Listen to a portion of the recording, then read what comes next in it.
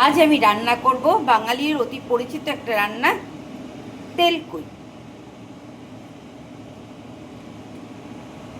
কই মাছগুলো আমি পরিষ্কার করে ধুয়ে নুন হলুদ মাখিয়ে নিয়েছি, আর এই মশলাটা আমি মিক্সিতে করে নেব। তিনটে আমি ভেজে নিয়েছি। এবার এই তেলের উপরে আমি গরম মশলা ফোড়ন দেব।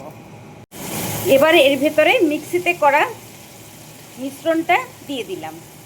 জিরে বেটে নিয়েছি, তাই জিরের গুঁড়ো আর দিলাম না, একটু সামান্য হলুদের গুঁড়ো আর একটু লবণ দিয়ে দিলাম। জন্য 2-4 দানা চিনি দিয়ে দিলাম। তার থেকে তেল ছেড়ে দিয়েছে, এবার সামান্য জল দিয়ে দেবো। ফুটে উঠেছে, এবার মাছগুলো দিয়ে দেবো। 2টো কাঁচা লঙ্কা দিয়ে দিলাম। তো তেলকই ওপর দিয়ে সামান্য একটু সর্ষের তেল ছড়িয়ে দিলাম। এই হয়ে গেল আমার তেলকই। গরম গরম ভাত, লেবু, একটু কাঁচা পেঁয়াজ আর সাথে এইরকম তেলকই, এর কোনো কথা হবে না।